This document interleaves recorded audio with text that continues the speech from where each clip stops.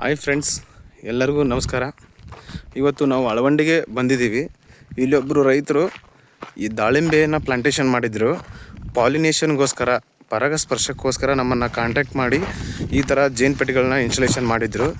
ಈಗೆಲ್ಲ ನೋಡ್ಬೋದು ನೀವು ಯಾವ ರೀತಿ ಕಾಯಿಗಳು ಸೆಟ್ ಆಗಿದೆ ಅಂತ ನೀವು ನೋಡ್ಬೋದು.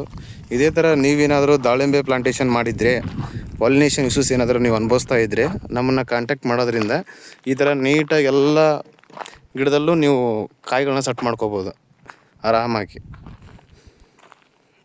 ನೀವು ಬಾಕ್ಸ್ಗಳನ್ನ ನಮ್ಮ ಹತ್ರ ಪರ್ಚೇಸ್ ಮಾಡಿ ನಿಮ್ಮ ತೋಟದಲ್ಲಿ ಇನ್ಸ್ಟಾಲೇಷನ್ ಮಾಡೋದ್ರಿಂದ ಎಲ್ಲ ಗಿಡದಲ್ಲಿ ನೀವೇ ಮಾಡೋದು ಕಾಯಿಗಳನ್ನ ನೋಡ್ಬೋದು. ಇಲ್ಲಿ ನೋಡ್ಬೋದು, ಇಲ್ಲೊಬ್ಬರು ರೈತರು ಇದು ನಮ್ಮ ಹತ್ರ ಬಾಕ್ಸನ್ನು ತೊಗೊಂಡೋಗಿ ಇಟ್ಟೋದ್ರಿಂದ ಈ ಥರ ಹನಿ ಬಂದಿದೆ. ಇಲ್ಲಿ ಜೇನುತುಪ್ಪ, ಪ್ಯೂರ್ ನ್ಯಾಚುರಲ್ ಆಗಿ ಜೇನುತುಪ್ಪವನ್ನು ಸಹ ನೀವು ಪಡಿಬೋದು. ಅದರ ಜೊತೆಗೆ ನಿಮ್ಮ ಗಿಡದಲ್ಲಿ ಇಳುವರಿ ನೋಡ್ಬೋದು ನೀವು ಯಾವ ರೀತಿ ಕಾಯಿ ಸೆಟ್ ಆಗಿದೆ ಇಲ್ಲೆಲ್ಲ.